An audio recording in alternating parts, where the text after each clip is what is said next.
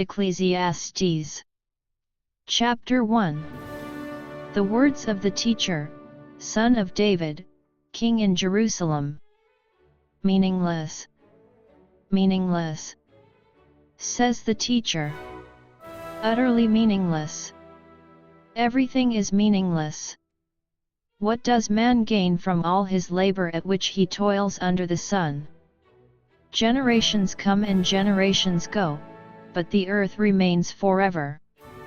The sun rises and the sun sets, and hurries back to where it rises.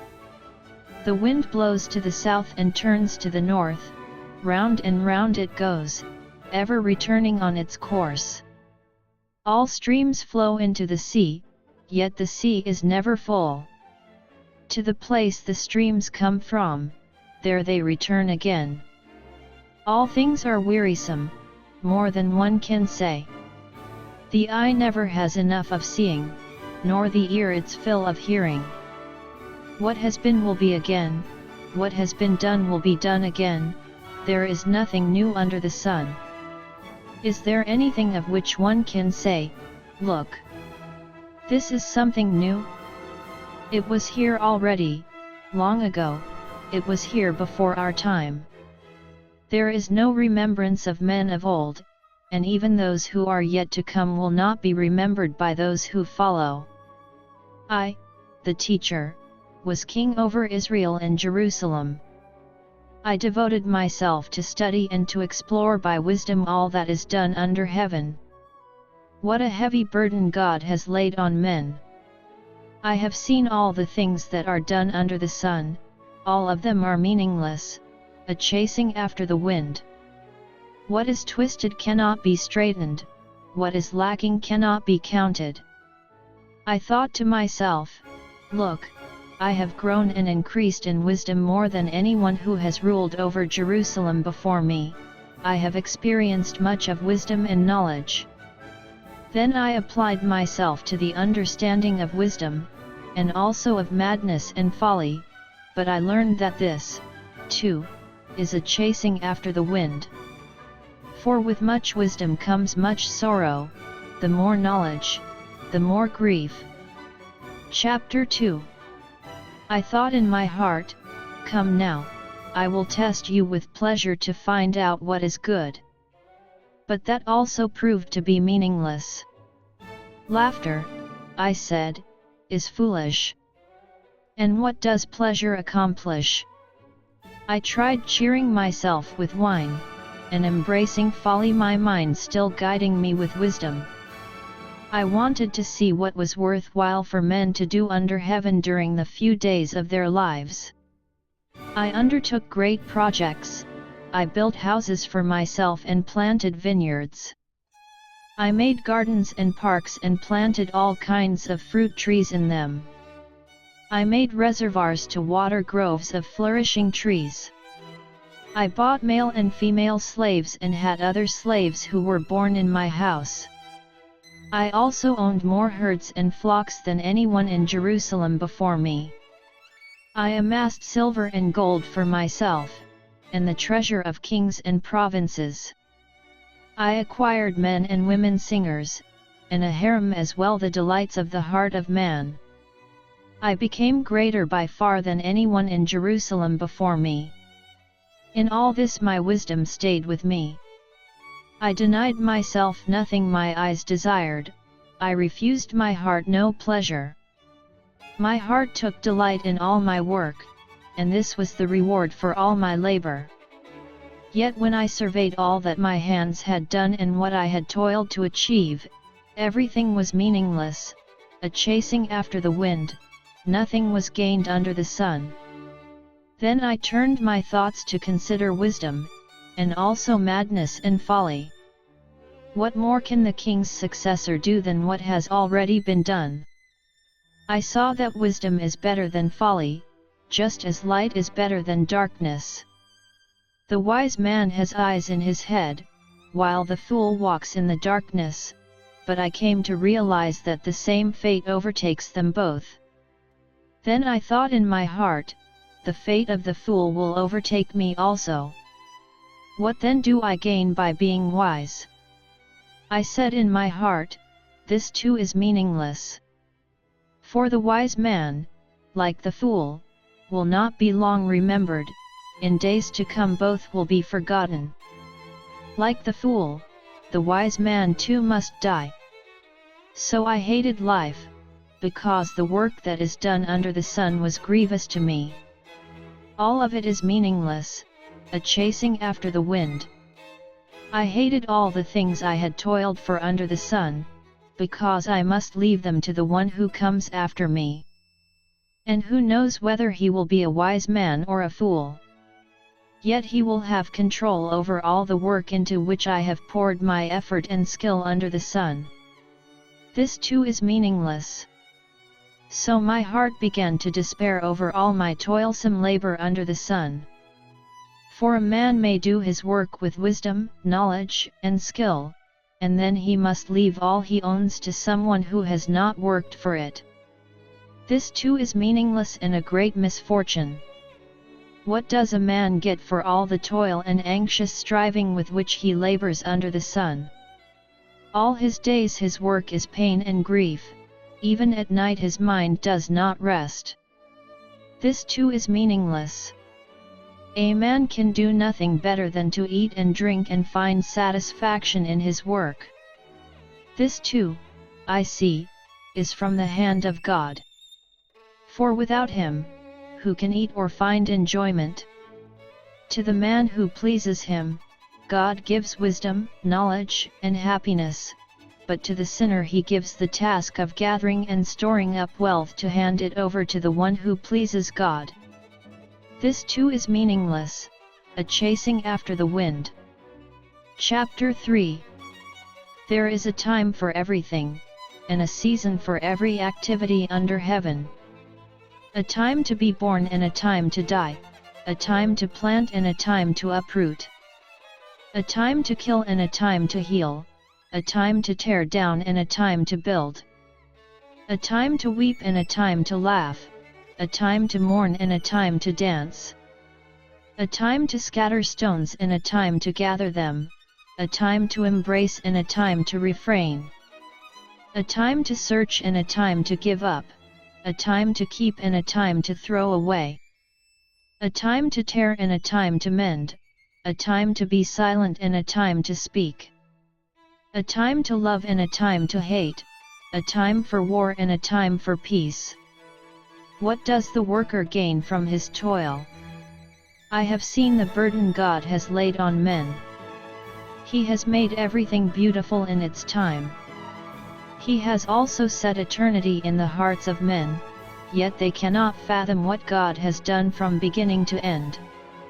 I know that there is nothing better for men than to be happy and do good while they live. That everyone may eat and drink, and find satisfaction in all his toil, this is the gift of God.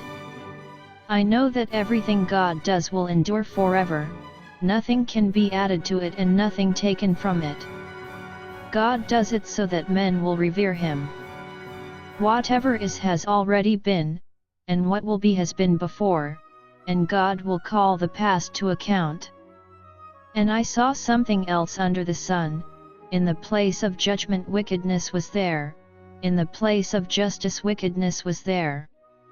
I thought in my heart, God will bring to judgment both the righteous and the wicked, for there will be a time for every activity, a time for every deed. I also thought, as for men, God tests them so that they may see that they are like the animals. Man's fate is like that of the animals, the same fate awaits them both. As one dies, so dies the other. All have the same breath, man has no advantage over the animal. Everything is meaningless. All go to the same place, all come from dust, and to dust all return. Who knows if the spirit of man rises upward and if the spirit of the animal goes down into the earth? So I saw that there is nothing better for a man than to enjoy his work, because that is his lot.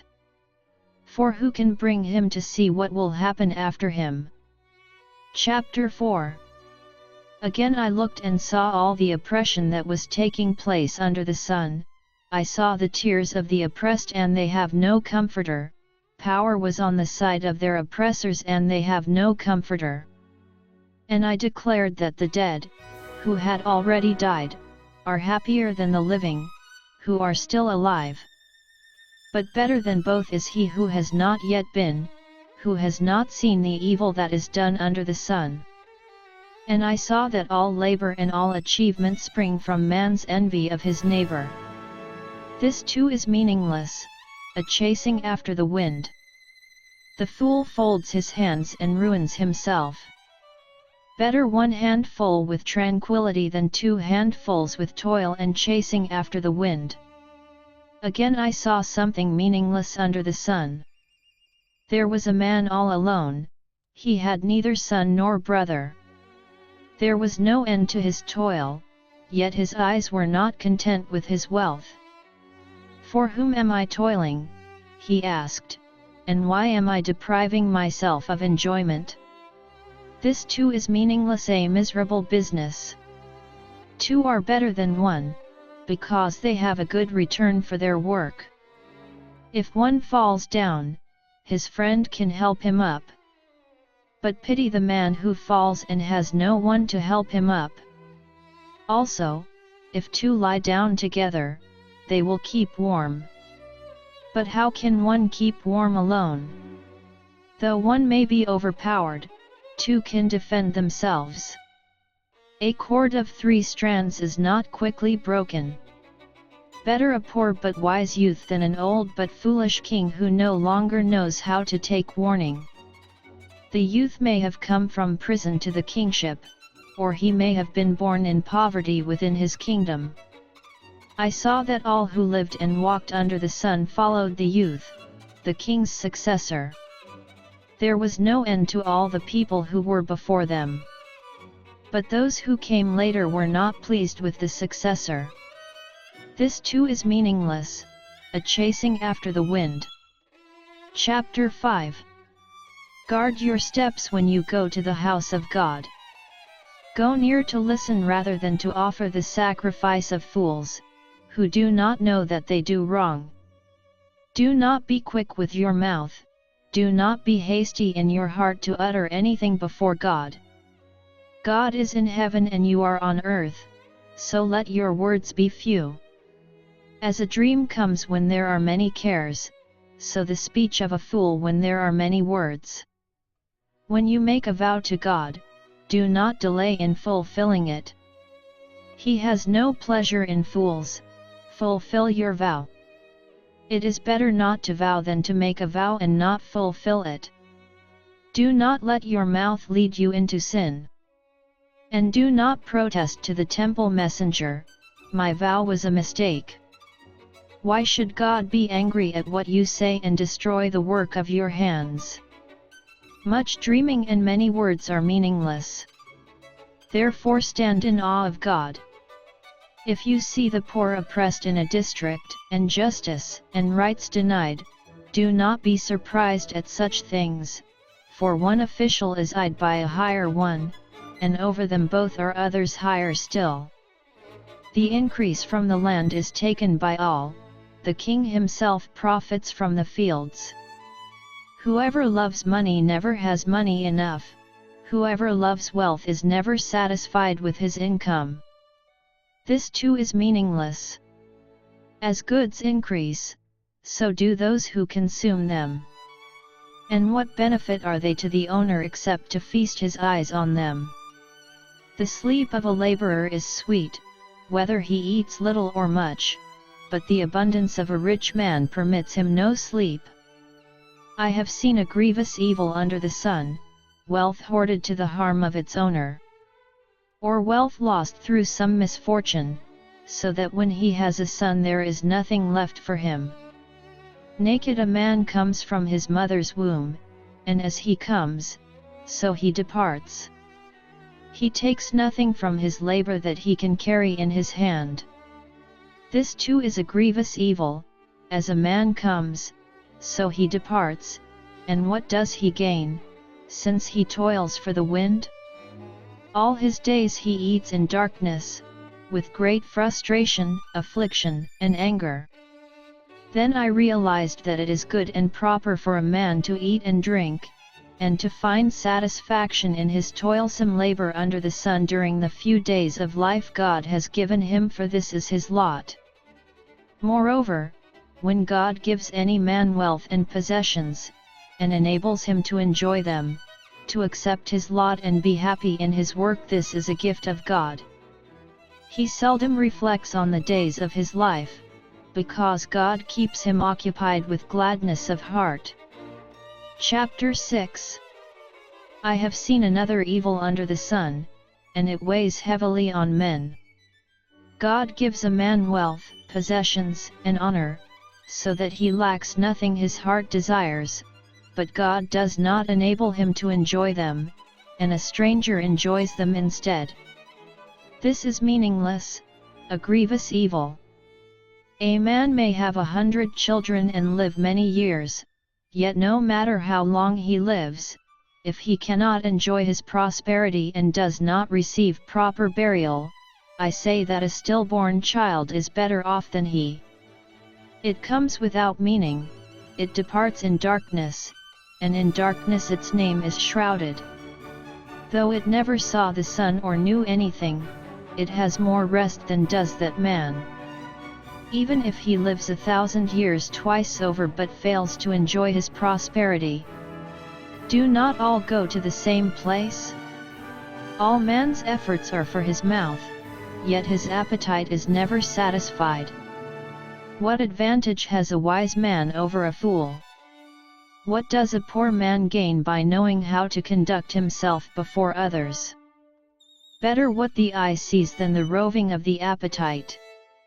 This too is meaningless, a chasing after the wind. Whatever exists has already been named, and what man is has been known. No man can contend with one who is stronger than he. The more the words, the less the meaning, and how does that profit anyone? For who knows what is good for a man in life, during the few and meaningless days he passes through like a shadow? Who can tell him what will happen under the sun after he is gone? Chapter 7. A good name is better than fine perfume, and the day of death better than the day of birth. It is better to go to a house of mourning than to go to a house of feasting, for death is the destiny of every man. The living should take this to heart. Sorrow is better than laughter, because a sad face is good for the heart. The heart of the wise is in the house of mourning, but the heart of fools is in the house of pleasure.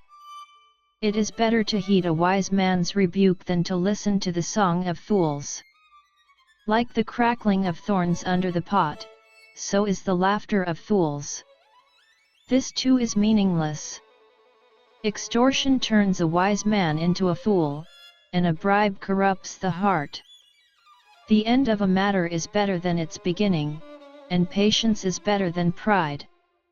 Do not be quickly provoked in your spirit, for anger resides in the lap of fools. Do not say, "Why were the old days better than these?" For it is not wise to ask such questions. Wisdom, like an inheritance, is a good thing and benefits those who see the sun. Wisdom is a shelter as money is a shelter, but the advantage of knowledge is this, that wisdom preserves the life of its possessor. Consider what God has done, who can straighten what he has made crooked. When times are good, be happy, but when times are bad, consider, God has made the one as well as the other. Therefore, a man cannot discover anything about his future. In this meaningless life of mine I have seen both of these, a righteous man perishing in his righteousness, and a wicked man living long in his wickedness. Do not be over-righteous, neither be over-wise. Why destroy yourself? Do not be over-wicked, and do not be a fool. Why die before your time? It is good to grasp the one and not let go of the other. The man who fears God will avoid all extremes. Wisdom makes one wise man more powerful than 10 rulers in a city. There is not a righteous man on earth who does what is right and never sins. Do not pay attention to every word people say, or you may hear your servant cursing you. For you know in your heart that many times you yourself have cursed others. All this I tested by wisdom, and I said, I am determined to be wise. But this was beyond me. Whatever wisdom may be, it is far off and most profound. Who can discover it? So I turned my mind to understand, to investigate, and to search out wisdom and the scheme of things, and to understand the stupidity of wickedness and the madness of folly. I find more bitter than death the woman who is a snare, whose heart is a trap, and whose hands are chains. The man who pleases God will escape her, but the sinner she will ensnare.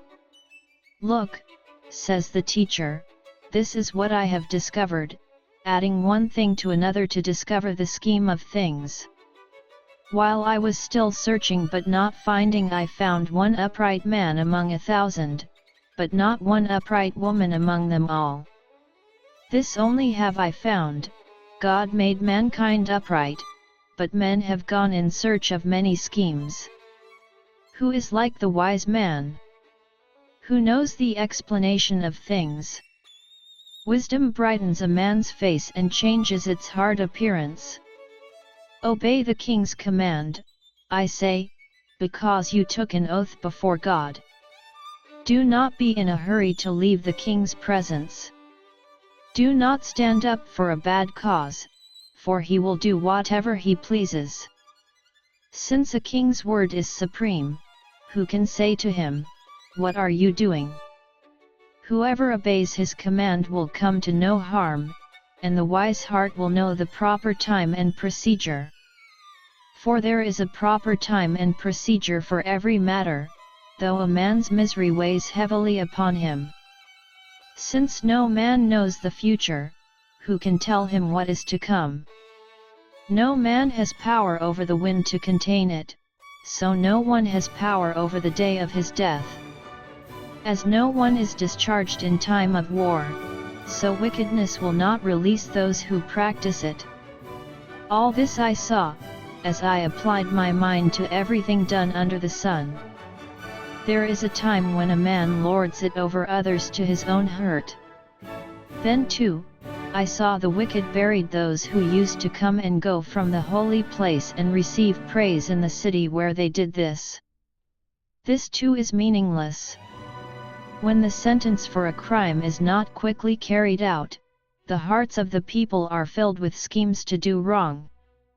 Although a wicked man commits 100 crimes and still lives a long time, I know that it will go better with God-fearing men, who are reverent before God. Yet because the wicked do not fear God, it will not go well with them, and their days will not lengthen like a shadow. There is something else meaningless that occurs on earth, righteous men who get what the wicked deserve, and wicked men who get what the righteous deserve. This too, I say, is meaningless. So I commend the enjoyment of life, because nothing is better for a man under the sun than to eat and drink and be glad. Then joy will accompany him in his work all the days of the life God has given him under the sun. When I applied my mind to know wisdom and to observe man's labor on earth, his eyes not seeing sleep day or night, then I saw all that God has done. No one can comprehend what goes on under the sun. Despite all his efforts to search it out, man cannot discover its meaning. Even if a wise man claims he knows, he cannot really comprehend it. Chapter 9. So I reflected on all this and concluded that the righteous and the wise and what they do are in God's hands, but no man knows whether love or hate awaits him. All share a common destiny, the righteous and the wicked, the good and the bad, the clean and the unclean, those who offer sacrifices and those who do not. As it is with the good man, so with the sinner, as it is with those who take oaths, so with those who are afraid to take them. This is the evil in everything that happens under the sun, the same destiny overtakes all. The hearts of men, moreover, are full of evil, and there is madness in their hearts while they live, and afterward they join the dead. Anyone who is among the living has hope. Even a live dog is better off than a dead lion. For the living know that they will die, but the dead know nothing, they have no further reward, and even the memory of them is forgotten. Their love, their hate, and their jealousy have long since vanished, never again will they have a part in anything that happens under the sun. Go, eat your food with gladness, and drink your wine with a joyful heart, for it is now that God favors what you do. Always be clothed in white, and always anoint your head with oil. Enjoy life with your wife, whom you love, all the days of this meaningless life that God has given you under the sun, all your meaningless days. For this is your lot in life and in your toilsome labor under the sun. Whatever your hand finds to do, do it with all your might, for in the grave, where you are going, there is neither working nor planning nor knowledge nor wisdom. I have seen something else under the sun. The race is not to the swift or the battle to the strong, nor does food come to the wise or wealth to the brilliant or favor to the learned, but time and chance happen to them all. Moreover, no man knows when his hour will come, as fish are caught in a cruel net, or birds are taken in a snare, so men are trapped by evil times that fall unexpectedly upon them. I also saw under the sun this example of wisdom that greatly impressed me. There was once a small city with only a few people in it. And a powerful king came against it, surrounded it, and built huge siege works against it. Now there lived in that city a man poor but wise, and he saved the city by his wisdom. But nobody remembered that poor man. So I said, wisdom is better than strength. But the poor man's wisdom is despised, and his words are no longer heeded. The quiet words of the wise are more to be heeded than the shouts of a ruler of fools. Wisdom is better than weapons of war, but one sinner destroys much good. Chapter 10. As dead flies give perfume a bad smell, so a little folly outweighs wisdom and honor. The heart of the wise inclines to the right, but the heart of the fool to the left. Even as he walks along the road, the fool lacks sense and shows everyone how stupid he is. If a ruler's anger rises against you, do not leave your post. Calmness can lay great errors to rest. There is an evil I have seen under the sun, the sort of error that arises from a ruler. Fools are put in many high positions, while the rich occupy the low ones. I have seen slaves on horseback, while princes go on foot like slaves. Whoever digs a pit may fall into it, whoever breaks through a wall may be bitten by a snake. Whoever quarries stones may be injured by them, whoever splits logs may be endangered by them. If the axe is dull and its edge unsharpened, more strength is needed, but skill will bring success. If a snake bites before it is charmed, there is no profit for the charmer. Words from a wise man's mouth are gracious, but a fool is consumed by his own lips. At the beginning his words are folly, at the end they are wicked madness. And the fool multiplies words. No one knows what is coming. Who can tell him what will happen after him? A fool's work wearies him, he does not know the way to town. Woe to you, O land whose king was a servant and whose princes feast in the morning. Blessed are you, O land whose king is of noble birth and whose princes eat at a proper time for strength and not for drunkenness. If a man is lazy, the rafters sag, if his hands are idle, the house leaks. A feast is made for laughter, and wine makes life merry, but money is the answer for everything. Do not revile the king even in your thoughts, or curse the rich in your bedroom, because a bird of the air may carry your words, and a bird on the wing may report what you say. Chapter 11. Cast your bread upon the waters, for after many days you will find it again. Give portions to 7, yes to 8, for you do not know what disaster may come upon the land. If clouds are full of water, they pour rain upon the earth. Whether a tree falls to the south or to the north, in the place where it falls, there will it lie. Whoever watches the wind will not plant, whoever looks at the clouds will not reap. As you do not know the path of the wind, or how the body is formed in a mother's womb, so you cannot understand the work of God, the Maker of all things.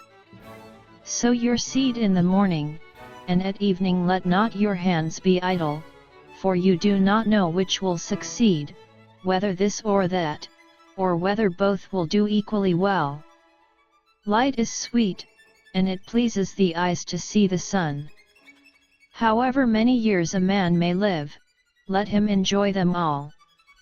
But let him remember the days of darkness, for they will be many. Everything to come is meaningless.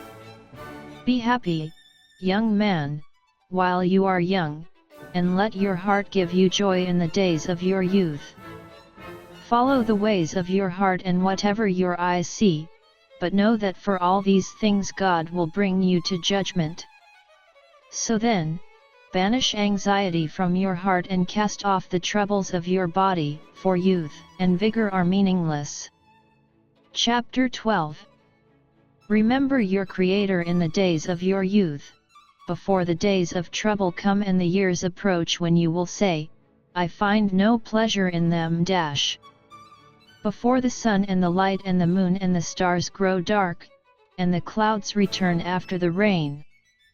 When the keepers of the house tremble, and the strong men stoop, when the grinders cease because they are few, and those looking through the windows grow dim. When the doors to the street are closed and the sound of grinding fades, when men rise up at the sound of birds, but all their songs grow faint. When men are afraid of heights and of dangers in the streets, when the almond tree blossoms and the grasshopper drags himself along and desire no longer is stirred. Then man goes to his eternal home and mourners go about the streets. Remember him before the silver cord is severed, or the golden bowl is broken, before the pitcher is shattered at the spring, or the wheel broken at the well. And the dust returns to the ground it came from, and the spirit returns to God who gave it. Meaningless. Meaningless, says the teacher. Everything is meaningless. Not only was the teacher wise, but also he imparted knowledge to the people. He pondered and searched out and set in order many proverbs. The teacher searched to find just the right words, and what he wrote was upright and true. The words of the wise are like goads, their collected sayings like firmly embedded nails given by one shepherd. Be warned, my son, of anything in addition to them. Of making many books there is no end, and much study wearies the body. Now all has been heard, here is the conclusion of the matter: fear God and keep His commandments, for this is the whole duty of man.